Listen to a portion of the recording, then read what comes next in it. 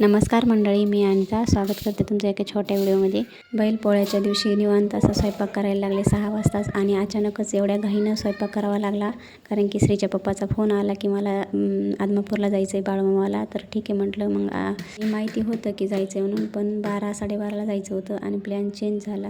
त्यात पुरणाची पोळी म्हटलं की मग तूप आलंच आणि तूप पण नव्हतं, तर शाई होती तर त्याचं तूप बनवलं।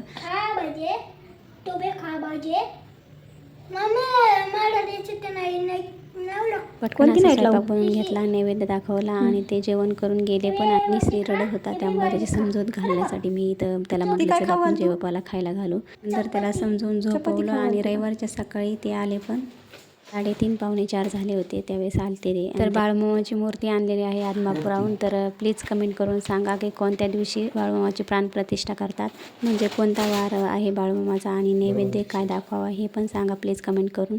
तर इथं टी-शर्ट आणले होते दोघांना। तर बाळूमामाचे भक्त जे आहेत ते भरपूर जण व्हिडिओ बघतात, तर प्लीज कमेंट करून सांगा कसे काय पूजा करायची ते। पप्पाच्या टी-शर्टवर विठू मामा आहे आणि माझ्या टी-शर्टवर बाळूमामा आहे असं म्हणत होता। आणि हे कोणते मामा आहेत? हे तुझ्या टी-शर्टवर कोणते मामा आहेत?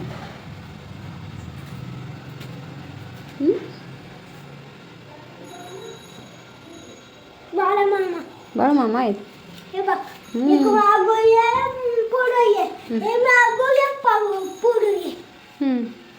व्हिडिओ इथे संपवते। व्हिडिओ बघितल्याबद्दल धन्यवाद।